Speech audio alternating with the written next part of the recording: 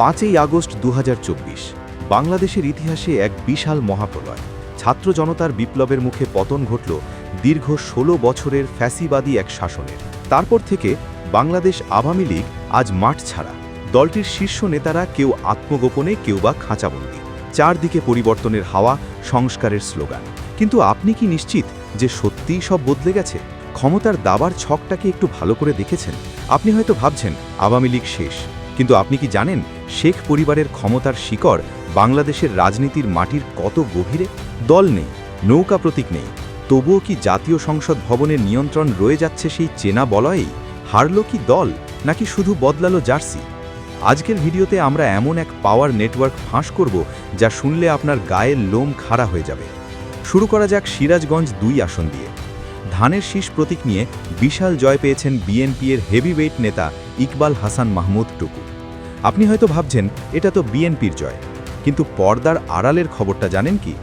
টুকু সাহেব হলেন শেখ হাসিনার ফুফাতো ভাই, ডাকসাইতে আওয়ামী নেতা শেখ ফজলুল করিম সেলিমের ছোট ছেলে শেখ নাইমের আপন শ্বশুর। জি, ঠিকই শুনেছেন।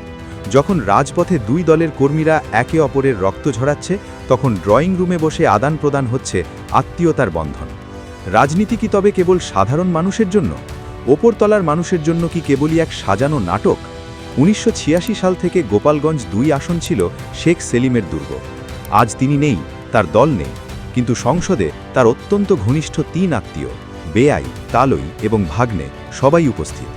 ক্ষমতার কি কোনো দল আছে, নাকি রক্তই এখানে শেষ কথা? এবার নজর দিন ঢাকা 13 আসনে। এখানে জয়ী হয়েছেন ববি হাজ্জাজ। ধানের শীষের সমর্থনে তার এই বিজয়। কিন্তু ববি হাজ্জাজের পরিচয়টা কি শুধু এটুকুই? তিনি শেখ সেলিমের বড় ছেলে শেখ ফাহিমের আপন শ্যালক। ভাবুন একবার, একদিকে আওয়ামী লীগের পতন নিয়ে উল্লাস হচ্ছে, অন্যদিকে সেই একই পরিবারের ঘনিষ্ঠ আত্মীয়রা ধানের শীষের ছায়াতলে সংসদে যাওয়ার টিকিট কাটছে। একেই কি বলে রাজনীতির আসল খেলা? সবচেয়ে শকিং তথ্যটি অপেক্ষা করছে ভোলা 1 আসনে। সেখানে জামায়াতের প্রার্থীকে বিপুল ভোটে হারিয়ে বিজয়ী হয়েছেন বিজেপি চেয়ারম্যান আন্দালিব রহমান পার্থ কেবল শেখ সেলিমের আপন ভাগ্নেই নন, তিনি শেখ পরিবারের আর এক প্রভাবশালী সদস্য শেখ হেলালের মেয়ে জামাইও বটে। একদিকে জামায়াতকে ঠেকানো হচ্ছে, অন্যদিকে ক্ষমতার চাবিকাঠি সেই একই রক্তের টানে ঘুরে ফিরে এক জায়গায় গিয়েই ঠেকছে। এখানেই আমাদের একটি মৌলিক প্রশ্ন তোলা জরুরি। আমরা যখন পরিবর্তনের কথা বলি, তখন ঠিক কী পরিবর্তনের কথা বলি? সরকার বদলানো আর রাষ্ট্রের ক্ষমতার গুঁড়ো ভারসাম্য বদলানো, এই দুই কি এক জিনিস? বাংলাদেশে আমরা বারবার দেখেছি নির্বাচনের মাধ্যমে ক্ষমতার কেবল দৃশ্যমান অংশটুকু বদলায়, মন্ত্রিসভা বদলায়, দল বদলায়, এমনকি পতাকার রং বা দলীয় প্রতীকও বদলে যায়। কিন্তু রাষ্ট্রের গভীরে যে সম্পর্কের জাল, যেমন ব্যবসা, প্রশাসন, ঠিকাদারি আর সামাজিক প্রভাব, সেগুলো কি রাতারাতি বদলে যায়? জাতীয় সংসদ ভবন কেবল আইন প্রণয়নের জায়গা নয়, বরং এটি একটি ক্ষমতার বিশাল দৃশ্যমান মঞ্চ। সেখানে কে বসল, কোন আসনে কে বিজয়ী হলো, সেটা এক ধরনের দৃশ্যমান পরিবর্তন। কিন্তু পর্দার আড়ালে কে কার সাথে কাজ করছে, কোন নেটওয়ার্ক টিকে থাকলো, আর কারা নতুন করে নিজেদের মানিয়ে নিল, সেটাই হলো বাস্তব রাজনীতি। তাই গুরুত্বপূর্ণ প্রশ্নটি হচ্ছে, বিপ্লব কি প্রতিষ্ঠান বদলায়, নাকি শুধু নেতৃত্ব? ক্ষমতা কি আদতে কোনো রাজনৈতিক দলের ব্যক্তিগত সম্পত্তি, নাকি এটি একটি দীর্ঘমেয়াদী সম্পর্কের কাঠামো? যখন আমরা দেখি একই পরিবারের সদস্যরা ভিন্ন ভিন্ন রাজনৈতিক ব্যানারে সংসদে উপস্থিত, তখন প্রশ্ন জাগে, আওয়ামী লীগ ক্ষমতায় বাইরে গেলেও বিরোধী দলগুলোর ভেতরে কি সেই পুরনো সামাজিক আর পারিবারিক সংযোগের ধারাবাহিকতাই রয়ে গেল? মানুষ ভাবছে বিপ্লব হয়েছে, মানুষ ভাবছে সব সাফ হয়ে গেছে, কিন্তু একটু গভীরভাবে চিন্তা করুন তো, দাবার ছকে গুটিগুলো কি স্রেফ জায়গা বদল করেনি? একদিকে ভারতের আশীর্বাদ পুষ্ট শক্তি হটানো হলো, পশ্চিমা শক্তির অঙ্ক চলল, কিন্তু শেষমেশ বেনিফিশিয়ারি কারা? বিজেপি, বিএনপি বা অন্য যে কোনো ব্যানারেই হোক না কেন, শেখ পরিবারের এই ইনভিজিবল নেটওয়ার্ক কি তবে অক্ষতই রয়ে গেল?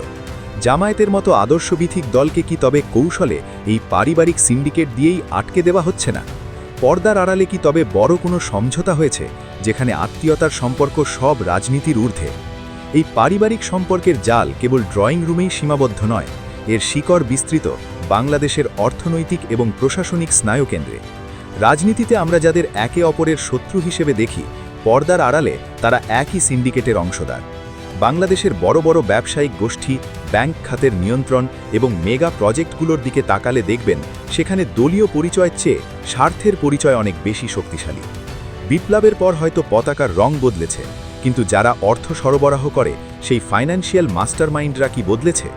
একটি পারিবারিক পরিবার যখন কয়েক দশক ধরে ক্ষমতায় থাকে, তখন তারা কেবল রাজনীতি নয়, বরং প্রশাসন এবং আইন শৃঙ্খলার ভেতরেও নিজেদের অনুগত একটি অদৃশ্য বাহিনী তৈরি করে ফেলে।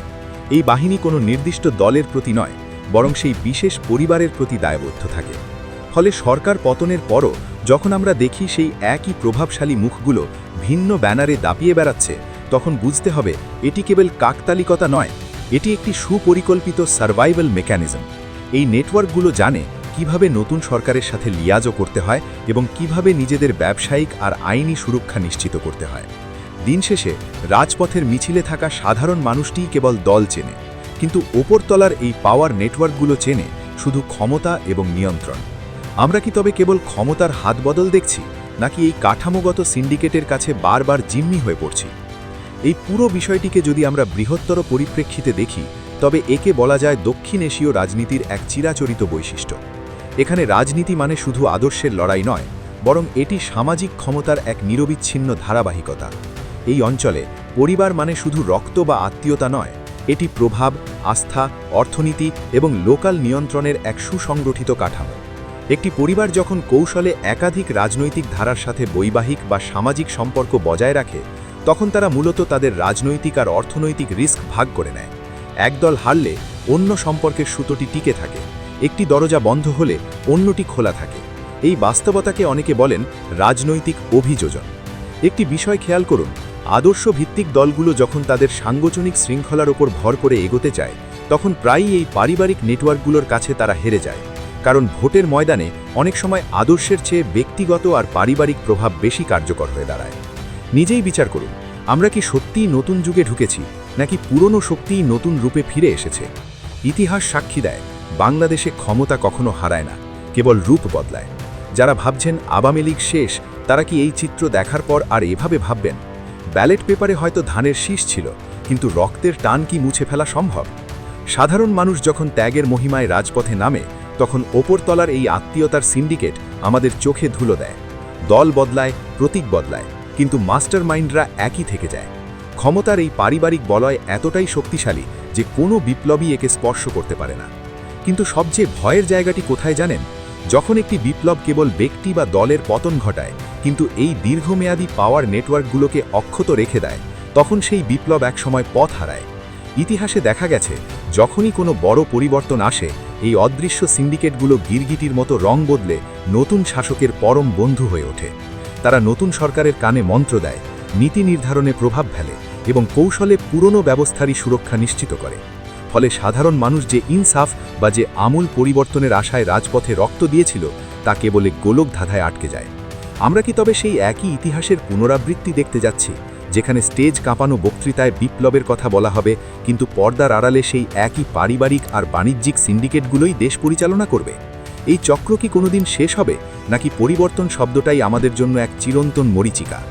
পুরো দেশ যখন এক নতুন শুরুর অপেক্ষায়, তখন এই পাওয়ার নেটওয়ার্ক আমাদের কোন ভবিষ্যতের দিকে নিয়ে যাচ্ছে? রাজনীতি কি তবে শুধু পারিবারিক উত্তরাধিকার, নাকি সাধারণ মানুষের আবেগের সাথে এক বিশাল তামাশা? আপনার কি মনে হয়, এই ইনভিজিবল পাওয়ার নেটওয়ার্ক কি কোনোদিন ভাঙা সম্ভব, নাকি আমরা বারবার একই বৃত্তে ঘুরপাক খাব?